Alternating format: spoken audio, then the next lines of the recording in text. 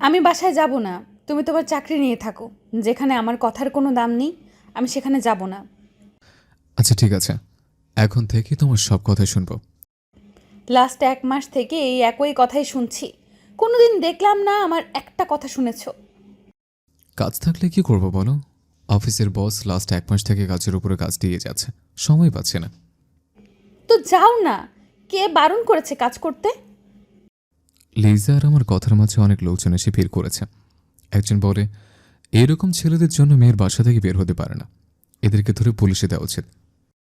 আমি বললাম, হ্যাঁ আসুন, আমাকে ধরে পুলিশের কাছে নিয়ে দিয়ে আসুন। লোকজন মনিরকে অনেক রকমের কথা বলছে। এই আপনার এখান থেকে জানতো, এটা আমাদের হাজব্যান্ড ওয়াইফের ব্যাপার। আপনাদের কে বলেছে এখানে এসে ঝামেলা করতে? লোকজন আর কিছু না বলে চলে যায়। আমি হাসতে থাকি। লিজা আমার দিকে তাকিয়ে আছে বিরক্তি নিয়ে।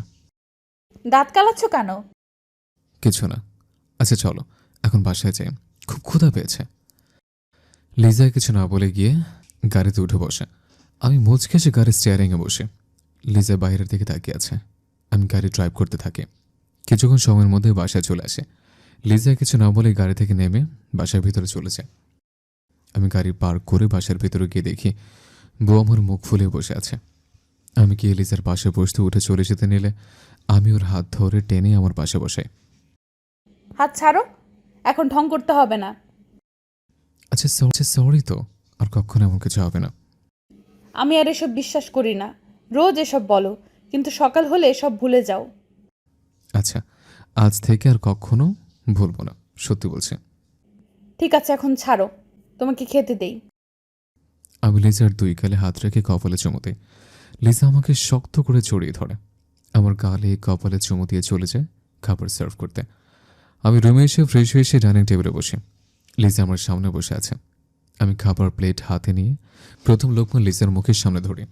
লিজা আমার হাত ধরে আমার মুখের সামনে ধরে। আগে তুমি খাও। আগে তুমি খেলে সমস্যা কি? খাবো তো, আগে তুমি খাও। এরপর দুজন খাবার খেয়ে নেই। এরপর দুজন রুমে এসে শুয়ে পড়ে। লিজা আমার বুকে মাথা রেখে শুয়ে আছে। চলুন এবার আমরা একটু পরিচিত হইনি। আমি মনির, লেখাপড়া শেষ করে একটা প্রাইভেট কোম্পানিতে জব করি। লেখাপড়া করার সময় লিজার সাথে বন্ধুত্ব হয়, আর সেখান থেকে হয় ভালোবাসা। আর চাকরিতে জয়েন্ট করার পর আব্বু আম্মুকে লিজার কথা বলে। এরপর আব্বু আম্মু লিজার আব্বু আম্মুর সাথে কথা বলে, আর তারপর আমাদের বিয়ে হয়। 3 মাস হয়েছে আমাদের বিয়ের। লাস্ট 1 মাস কাজের চাপে লিজাকে সময় দিতে পারেনি, আর তাই রাগ করে বাসা থেকে বের হয়ে গিয়েছে। আচ্ছা, কাল তো শুক্রবার, তোমার অফিস বন্ধ, আমাকে নিয়ে ঘুরতে যাবে? আচ্ছা, কাল বিকেলে ঘুরতে যাব। কাল যদি বলো কাজ আছে, তাহলে কিন্তু আমি সত্যি আব্বুর বাসায় চলে যাব। আমার বউটার এত অভিমান কেন? কারণ আমার বরটা এখন আর আমাকে আগের মতো ভালোবাসে না। তোমার বর এখনো তোমাকে আগের মতোই ভালোবাসে। এসো তোমাকে দেখাচ্ছি। বলে মনিরের ঠোঁটে নিজের ঠোঁট মিশিয়ে দেই। এরপর ধীরে ধীরে আমাকে নিয়ে ডুবে যায়। পরের দিন সকালে ঘুম থেকে উঠে ফ্রেশ হয়ে নাস্তা করে বসে আছে। কি রে, কাল তোদের মধ্যে কি হয়েছে? লিজামা, তুই বাসা থেকে বের হয়ে গিয়েছিলি কেন? তোমার ছেলে এখন শুধু কাজ নিয়ে থাকে, আমার সাথে কথা বলার সময়ই হয় না। আমিও এটা খেয়াল করছি মনির। তোর কি কাজের চাপ বেশি? একটা নতুন প্রজেক্টের কাজ হচ্ছে আম্মু, তাই একটু চাপ যাচ্ছে। সামনের মাসে শেষ হবে। ও আচ্ছা, তা তোদের ঝগড়া শেষ হয়েছে? আম্মু কাল রাতে বলেছে আজকে আমাকে নিয়ে ঘুরতে যাবে। তাহলে তো হয়েই গেল। সবে আরো কিছু সময় গল্প করি। লিজা আম্মুর সাথে বসে আছে। আমি রুমে এসে ল্যাপটপটা নিয়ে বসে কাজ করছি। আম্মুর সাথে কথা শেষ করে রুমে এসে দেখি মনির ল্যাপটপ নিয়ে বসে আছে। তুমি আজও কাজ করছো? তুমি না বললে আমাকে নিয়ে আজ ঘুরতে যাবে? সেটা তো আমরা বিকেলে যাব, একটু কাজ আছে শেষ করে। তুমি এখন ল্যাপটপ রাখবা? আমি কিন্তু রেগে যাচ্ছি। আর 5টা মিনিট প্লিজ। 1 সেকেন্ডও না। তুমি ল্যাপটপ বন্ধ করবা নাকি আমি রুম থেকে বের হয়ে যাব? এখন আর কি করব? এখন বউ রেগে গেলে মারাতে বিশাল সমস্যা হবে। ল্যাপটপ বন্ধ করে টেবিলের উপর রাখি। বসা থেকে উঠে লিজার কাছে গিয়ে ওর হাত ধরে কাছে এনে নাকে নাক ঘষতে ঘষতে বলি, আমার বউটা হুটহাট করে রেগে যায় কেন? তো কি করব? আজ শুক্রবার, অফিস বন্ধ। কোথায় আমাকে সময় দিবে? তা না করে কাজ নিয়ে বসে আছো। তুমি অনেক বদলে গেছো। আগে কাজের মাঝেও আমাকে সময় দিতে। আর এখন ছুটির দিনেও কাজ নিয়ে থাকো। আচ্ছা বাবা, সরি। এই যে কাজ রেখে দিয়েছে। আজকের পুরোটা সময় আমার বউর জন্য। লিজাকে জড়িয়ে ধরে গালে চুমুকে দেয়। লিজা আমাকে শক্ত করে জড়িয়ে ধরে। বিকেলে লিজাকে নিয়ে বাসা থেকে বের হয়েছে। আজকে রিক্সা করে ঘুরবে। কতদিন হয়ে গেছে তোমায় নিয়ে রিক্সা করে ঘুরিনি। আমাকে কিন্তু জড়িয়ে ধরে বসতে হবে, আমার এখনো ভয় করে রিক্সাতে উঠলে। আমি হাসতে থাকি। লিজা সে ছোট থেকে রিক্সাতে উঠলে ভয় পায়। দুজন রিক্সাতে উঠে বসে। লিজা আমার হাত শক্ত করে ধরে কাঁচুমাচু হয়ে বসে। রিক্সাওয়ালা মামা রিক্সা চালাতে থাকে। অল্প সময়ের মধ্যে চলে আসে একটা পার্কে। দুজন রিক্সা থেকে নেমে পড়ে। রিক্সা ভাড়া দিয়ে পার্কের ভিতরে এসে হাঁটছে।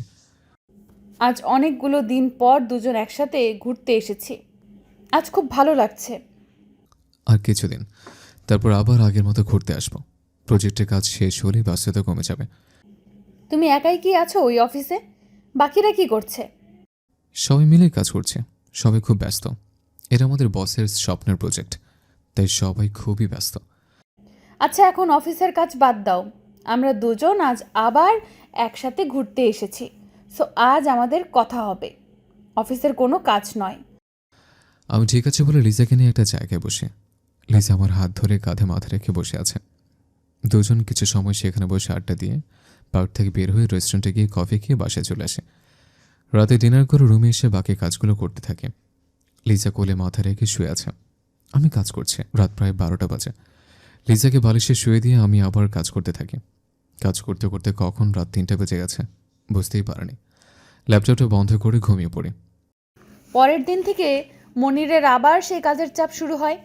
সকাল 9টায় বাসা থেকে বের হয়ে যায়, রাত 10টায় বাসায় আসে। কিছু বললেই রেগে যায়। 1.5 মাস কেটে যায়, কিন্তু মনিরের ব্যস্ততা শেষ হয় না। আমার সাথে তো এখন কথা বলারই সময় হয় না। খুব ব্যস্ত তুমি। কিছু বলবে তুমি? কাজটা আজকের মধ্যেই শেষ করতে হবে। শুধু কাজ আর কাজ। আমার থেকে বেশি যদি তোমার কাজ হয় তাহলে কেন বিয়ে করেছো আমাকে? এত রাতে ঝগড়া শুরু করো না, ঘুমিয়ে পড়ো। হ্যাঁ, এটাই তো, কাজ আছে, তুমি ঘুমিয়ে পড়ো। লাস্ট 1.5 মাসে একবার জিজ্ঞেস করেছো আমি খেয়েছি কি না? এই তোর প্রবলেম কি? হ্যাঁ, আমি কি আমার একার জন্য করছে নাকি? আমাদের জন্যই তো করছে। কিছু বলে না বলে মাথা উঠে গেছ? কি বলবে? মারবে আমাকে? এটাই তো বাকি আছি। সবাই ঠিকই বলে ভালোবেসে বিয়ে করলে কখনো সুখী হওয়া যায় না। কি বলতে চাও তুমি? আমাকে বিয়ে করে তুমি সুখী নেই? তাহলে বেশ, আমাকে ছেড়ে চলে যাও। অবাক চোখে তাকিয়ে আছে মনিরের দিকে। আমাকেও চলে যেতে বলছে। এই জন্যই আমি ওকে এতটা ভালোবেসেছি। ও আচ্ছা, বুঝতে পেরেছি। আমাকে এখন আর তোমার ভালো লাগে না। ঠিক আছে, তুমি যখন চাও আমি তোমার থেকে দূরে চলে যাই, তবে তাই হবে। হ্যাঁ, যাও যাও। তুমি গেলে আমি একটু শান্তিতে নিঃশ্বাস নিতে পারি। সকাল বিকেল শুধু কানে কাছে প্যান প্যান করে। আমি আর কিচ্ছু বলতে পারছি না। কান্নায় গলা ধরে আসছে। রুম থেকে বের হয়ে নিচে এসে সোফায় বসে মাথায় হাত রেখে কান্না করছি। এতগুলা বছর কাকে ভালোবেসেছি? আমার ভালোবাসা, আমার ফিলিংসের কোনো মূল্যই নেই তার কাছে। আমি চলে গেলে যখন তুমি শান্তি পাবে, তাহলে ঠিক আছে, আমি কালকেই এই বাসা ছেড়ে চলে যাব। আরও বেশ কিছু সময় কাজ করে ল্যাপটপ বন্ধ করে শুয়ে পড়ে। লিজা রুমে নেই, আম্মুর রুমে মনে হয়। কাল সব ঠিক হয়ে যাবে। লাইট অফ করে ঘুমিয়ে পড়ি। পরের দিন সকালে ঘুম থেকে উঠে দেখি লিজা রুমে নেই। রাতে মনে হচ্ছে রুমে আসেনি, হয়তো কাজ করছে। উঠে ফ্রেশ হয়ে চেঞ্জ করে নাস্তা না করে অফিস চলে আসে। কাজ করতে করতে কিন্তু এখনও অনেক কাজ বাকি আছে। হঠাৎ মোবাইল বেজে ওঠে। মোবাইল হাতে নিয়ে দেখি আম্মু কল করেছে। এই সময় কেন কল করেছে আম্মু? তুমি জানো না আমি কত ব্যস্ত? বাসায় এসে কথা বলবো। তোকে বাসায় আসতে হবে না, তুই জানিস কি হয়েছে? আম্মু, এমনি কাজের অনেক চাপ, বাসায় এসে শুনবো কি হয়েছে। এখন আর কল করো না বলে আমি কল কেটে আবার কাজ করতে থাকি। সকালে সবাই ঘুম থেকে ওঠার আগে আমি বাসা থেকে বের হয়ে চলে আসি আমাদের বাসায়। আব্বু এত সকালে আমাকে দেখে বলে, কি রে মা, তুই এত সকালে একা এসেছিস? জামাই কোথায়? আমি আব্বুকে জড়িয়ে ধরে কান্না করে দেই। আব্বু আমাকে কান্না করতে দেখে ভয় পেয়ে যায়। কি হয়েছে তোর? তুই কান্না করছিস কেন? জামাই কিছু বলেছে তোকে? আমি কথা বলতে গেলে রেগে যাই। কাল রাতে আমাকে বলে বের হয়ে যেতে বাসা থেকে। মনির আগের মতো নেই আব্বু, আমাকে এখন আর সহ্য করতে পারে না। আমি ওর কাছে এখন শুধুমাত্রই নামমাত্র বউ। আচ্ছা আমি দেখছি, তুই আয় আমার সাথে। আব্বু আমাকে নিয়ে বাসার ভিতর আসে। আম্মু আমাকে দেখে বলে আমি কান্না করছি কেন, আর এত সকলে এসেছে তাও একা। পরে সব কথা হবে, এখন মেয়েটাকে কিছু খেতে দাও। আম্মু আমার চোখের পানি মুছে বুকে জড়িয়ে নেয়, এরপর জোর করে কিছু খাইয়ে দেয়। আব্বু মনিরের আম্মুকে কল করে আমাদের বাসায় আসতে বলে। আম্মু কিছু সময়ের মধ্যে আমাদের বাসায় আসে, এরপর আব্বু সব বলে। আর আম্মু মনিরকে কল করে, আর মনির কাজের কথা বলে কল কেটে দেয়। ছেলেটা এমন হয়ে গেছে আমি বুঝতেও পারিনি। বাসায় আসলে আমি ওর সাথে কথা বলবো। লিজামা, তুই আমার সাথে যাবি নাকি থাকবি? বিয়ান সাহেবা, লিজা এখন এখানেই থাক। আপনি মনিরের সাথে কথা বলেন, মনির এসে ওকে নিয়ে যাবে। আম্মু ঢেকেছে বলে চলে যায়। আমি আম্মুর কোলে মাথা রেখে ঘুমিয়ে পড়ি। কাল শেষ হতে হতে আজ 11টা বেজে গেছে। গাড়িতে উঠে স্টার্ট দিয়ে ড্রাইভ করতে থাকি। বাসে এসে পকেট থেকে চাবি বের করে দরজা করে দেখি আম্মু সোফায় বসে আছে। আমাকে দেখে বসা থেকে উঠে আমার সামনে এসে দাঁড়ায়। তুমি এখনো ঘুমোনি কেন আম্মু? তোর জন্য অপেক্ষা করছি। আচ্ছা, তোর যে একটা ফ্যামিলি আছে সেটা কি তোর মনে আছে? কি বলছো আম্মু? ভুলবো কেন? তুই কারো খবর নিস? বাসায় কি হয়েছে সেটা জানিস তুই? বাসা আবার কি হয়েছে? কি অসুস্থ নাকি? লিজা কোথায় বলতে পারবি তুই? কোথায় আবার? রুমে হবে। রুমে হবে তাই না? লিজা এই বাসা থেকে চলে গেছে, তুই বলেছিস ওকে চলে যেতে। হোয়াট? আমি তো রাগের মতো বলেছি, তাই বলে সত্যি চলে যাবে? ভালোই তো হয়েছে, এখন আর তোর কাজ করতে সমস্যা হবে না। কথাটা বলেই আম্মু চলে যায়। আমি সোফায় বসে মাথায় রাখি। লিজা সত্যি আমার ছেড়ে চলে যেতে পারলো? আমাকে একটু বোঝার চেষ্টা করলো না? আমি কি এতটাই খারাপ? আমি তো ওর আর আমার জন্য এত পরিশ্রম করছি, কিছুই ভাবতে পারছি না। এখন অনেক রাত হয়ে গেছে, কাল সকালে ওকে কল করব। সোফা থেকে উঠে রুমে চলে আসি। চেঞ্জ না করেই শুয়ে পড়ি। বড্ড ক্লান্ত লাগছে, চেঞ্জ করবো সেই শক্তিটুকুও নেই। রাত 11:30 বাজে, এখন একটা কল করলো না। এই কি তবে ওর আমার প্রতি ভালোবাসা ছিল? চোখের পানিগুলো শত চেষ্টা করেও আটকে রাখতে পারছি না, চোখের পানিতে বালিশ ভিজছে। ঠিক আছে, তোমাকে আর আমার খবর নিতে হবে না। তুমি আমাকে ছাড়া যদি ভালো থাকো, আমি আর তোমাকে বিরক্ত করব না। মোবাইলটা ফ্লোরে ছুঁড়ে মারি, কান্না করতে করতে ঘুমিয়ে পড়ি। সকালে মোবাইলের রিংটোনে ঘুম ভাঙে। মোবাইল হাতে নিয়ে দেখি স্যার কল করেছে। স্যার বলে আমাকে এক্ষুনি প্রজেক্টের জায়গায় যেতে হবে। শ্রমিকরা নাকি কাজ বন্ধ করে রেখেছে। একজন শ্রমিক ইলেকট্রিক শক খেয়ে মারা গেছে। আমাকে তার পরিবারের জন্য 5 লক্ষ টাকা নিয়ে সেখানে যেতে বলে। আমি উঠে ফ্রেশ হয়ে চলে আসি প্রজেক্টের জায়গায়। সবাই গোল হয়ে দাঁড়িয়ে আছে। আমি কাছে যেতে মৃত লোকটার পরিবারের লোকজন কান্না করতে করতে আমার পা জড়িয়ে ধরে। চোখ বন্ধ করে একটা দীর্ঘশ্বাস ফেলে। দেখুন, যা হয়েছে তা তোর পাল্টানো যাবে না। আপনাদের মনের অবস্থা আমি বুঝতে পারছি, কিন্তু এখানে আমার কিছু করার নেই। আমাদের বস আপনাদের পরিবারের জন্য 5 লক্ষ টাকা পাঠিয়েছে। ওনাকে দাফন করার ব্যবস্থা করুন, আর এই টাকাগুলো দিয়ে কিছু একটা করুন। তোমরা 4 জন লোক লাশটাকে নিয়ে যাও, আর বাকিরা কাজ করো গিয়ে। আমি টাকাগুলো মৃত লোকটার বউয়ের হাতে তুলে দিই, আর 4 জন লাশ নিয়ে চলেছে। বাকিরা কাজ করতে থাকে। সবার সাথে সাথে আমিও কাজ করেছি। এর মধ্যে মোবাইলে কল আসে। কাজ করেছে বলে কল কেটে দিয়েছে, কিন্তু কলের উপর কল করেই যাচ্ছে। রাগে মোবাইল বন্ধ করে রেখে দিই। আব্বু হয়েছে, আর কল করতে হবে না। ও কখনো শুধরাবে না, ওর কাছে কাজটাই সবার আগে। আর একবার কল করে দেখি। আব্বু লাস্টবার কল করে, দেখে মনিরের মোবাইল বন্ধ। একটা মানুষ এতটা খারাপ হতে পারে? আমি কিছু না বলে দৌড়ে রুমে চলে আসি। কাজের চাপে আজ 2 দিন বাসায় যাওয়া হয়নি। আজ প্রজেক্টের কাজ সম্পূর্ণ হলো। লাস্ট 2 মাসে 1.5 লক্ষ টাকা ইনকাম হয়েছে। স্যার নিজে আমাকে 2 মাস বেতনে স্যারকে বলে 7 দিনের ছুটি নেই। অফিস থেকে বের হয়ে বাসায় চলে আসে। লিসা, কোথায় তুমি? লিসা। এই, ষাঁড়ের মতো চেঁচাচেঁচি করছিস কেন? আর তুই জানিস না বৌমা কোথায়? আমি তো ভুলে গেছি। আচ্ছা, আমি লিসাকে নিয়ে আসছি বলে আমি বাসা থেকে বের হয়ে রওনা দিই শ্বশুরবাড়ির উদ্দেশ্যে। রুমে শুয়ে আছি, ডক্টর ম্যাডাম আমাকে চেক আপ করছে। আর সকাল থেকে শরীরটা খুব খারাপ লাগছে, তাই আব্বু ডক্টর ম্যাডামকে বাসায় নিয়ে এসেছে। লিসাদের বাসার সামনে এসে গাড়ি থামাই। গাড়ি থেকে নেমে দরজার সামনে এসে কলিং বেল দিই। কাজের মহিলা এসে দরজা খুলে দেয়। তোমার আপামনি কোথায়? কাজের মহিলা বলে লিসা ওর রুমে আছে। ডক্টর নাকি ওকে চেক আপ করছে। সকাল থেকে নাকি শরীর খারাপ।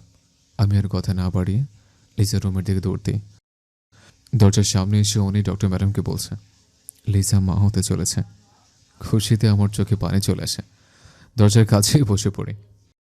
কিছু শব্দ শুনে সবাই দরজার দিকে তাকায়। দেখি মনির বসে কান্না করছে, কিন্তু ঠোঁটে হাসি। আমি অন্যদিকে তাকিয়ে থাকি। আব্বু ওর কাছে গিয়ে বলে, কেন এসেছো তুমি এখানে? আব্বা, আমি এতদিন কাজের জন্য আসতে পারিনি। আমি জানি আমার ভুল হয়ে গেছে। আসলে কাজের এত চাপ। আব্বু ওকে এখান থেকে চলে যেতে বলো। ওর কোনো কথা আমি শুনতে চাই না। আমার ওর কোনো প্রয়োজন নেই। আমি একা বাঁচতে শিখেছি এই 4 দিনে। আমার কোনো গুরুত্ব যার কাছে নেই তাকে আমার লাইফেও প্রয়োজন নেই। আব্বা, আপনি ওকে বুঝিয়ে বলুন আর কখনো এমন কিছু হবে না। আমি এখন থেকে ওকে সময় দেব। সময় মতো বাসায় আসবো। যে প্রজেক্টটা নিয়ে এতদিন ব্যস্ত ছিলাম সেটা শেষ হয়ে গেছে। আমি কিছু বলতে পারবো না। লিজা যদি তোমার সাথে যেতে চাই নিয়ে যাও। ডক্টর ম্যাডাম, চলুন আপনাকে এগিয়ে দিয়ে আসি। সেটা শেষ হয়ে গেছে। লিজার আব্বু ডক্টর ম্যাডামকে নিয়ে চলেছে। লিজা অন্যদিকে তাকিয়ে শুয়ে আছে। আমি গিয়ে ওর মাথার পাশে বসে ওর গালে হাত রাখি।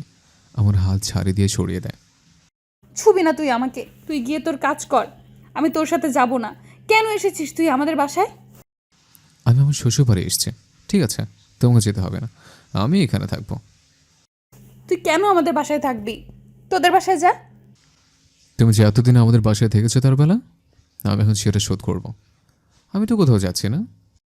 বলে আমি লিজার পাশে শুয়োকে জড়িয়ে ধরি। ছুটার জন্য চেষ্টা করছে, কিন্তু লাভ হচ্ছে না। আমাকে কেন ধরেছিস? ছাড় বলছি। আমি তো তোমাকে ধরিনি। আমি আমার মুখে ধরেছি, আর সাথে আমার বাচ্চার আম্মুকে।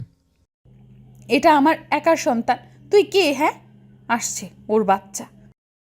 আমাকে ছাড়া কি বাবু আসছে নাকি? বেশি কথা বলে বাবুকে আমি নিয়ে চলে যাব।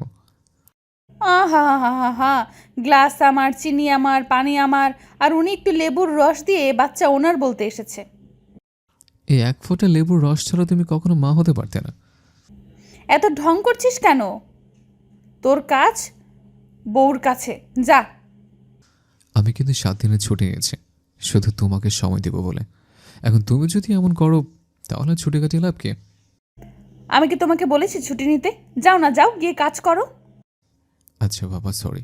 আচ্ছা, কানে ধরেছি, ওয়েট। বলে উঠে কান্থর উঠবস করতে থাকে, কিন্তু বউর আমার রাগই কমছে না। আব্বার আমার রুমে এসে দেখে। এ কি, তুমি কান ধরে উঠবোস করছো কেন? কি করবো আব্বা, এরপরও তো লেজার রাগ কমছে না। এটা বুঝেন না আপনারা? আব্বু আমার কাছে এসে মাথায় হাত বোলাতে বোলাতে বলে, মা, যা হয়েছে ভুলে যা। তোদের ভবিষ্যতের কথা ভেবেই তো ছেলেটা দিনরাত খাটছে। তোরা যাতে ভালো থাকিস তার জন্য নিজে কষ্ট করেও কাজ করে যাচ্ছে। ওর থেকে দূরে থেকে, ওর মন ভেঙে না দিয়ে ওর পাশে থেকে ওকে সাপোর্ট কর। মা, বিআই সাহেব ঠিকই বলেছে। দরজার দিকে তাকিয়ে দেখি আম্মু লিজার কাছে গিয়ে কপালে চুমু দিয়ে বলে, তুই বাসায় ফিরে চল মা। এরপর এমন কিছু হলে আমি ওকে পিটাবো। তোকে ছাড়া বাসাটা খালি হয়ে আছে। আর তোর বর আজ 2 দিন পর বাসায় ফিরে প্রথম তোকে ডেকেছে। তোকে বাসায় না পেয়ে ছুটে এখানে চলে এসেছে। তোরা কথা বলে সব ভুল বোঝাবুঝি শেষ কর। আমরা নিচে আছি। সবাই নিচে চলে যায়। আমি লিজার মাথার পাশে গিয়ে নিচে বসে পড়ি। লিজার হাত ধরে বলি, ভুল হয়ে গেছে। আমি কাছে থাকলে মনটা তোমার কাছেই ছিল। তুমি ছাড়া আমার জীবনটা অচল। লাস্ট একবার সুযোগ দাও, আর কখনো তোমাকে কষ্ট দেব না। সে আগের মনের হয়ে যাব। আগের মতো হলে হবে না, আগের থেকে বেশি ভালোবাসতে হবে। বাসবো, আগের থেকে অনেক বেশি ভালোবাসবো। গিয়ে দরজা বন্ধ করে এসো। আমি গিয়ে দরজা বন্ধ করে লিজার পাশে বসে লিজা আমার হাত ধরে শুয়ে দেয়। এরপর আপনাদের আর নাই বলি। আমরা এবার আসি। আপনারা ভালো থাকুন। আল্লাহ হাফেজ।